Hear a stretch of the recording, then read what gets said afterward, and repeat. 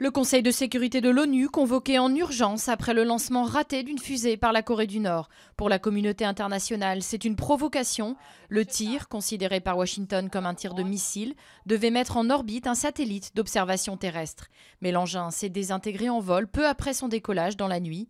Embarrassé, Pékin, le principal allié de Pyongyang, s'est abstenu de condamner, se contentant d'appeler au calme.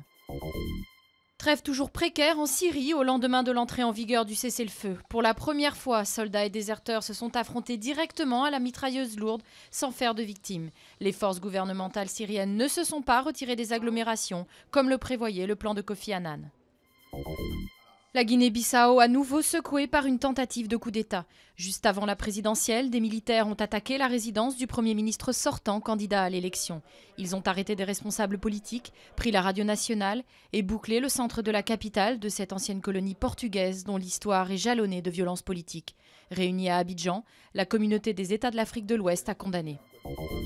Le grand oral des candidats suit et fin. Jeudi soir sur France 2, Nicolas Sarkozy a balayé les accusations formulées la veille par Eva Joly, qualifiées de ragot. François Bayrou a défendu de son côté ses propos sur le drame de Toulouse.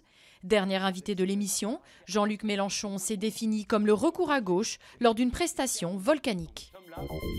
La guerre des étoiles en plein Manhattan. C'est un club de chevaliers Jedi où les fans de la célèbre saga se retrouvent pour apprendre à manier le sabre de Luke Skywalker et maîtriser la force. Pour leur maître Jedi, il s'agit avant tout d'une initiation spirituelle.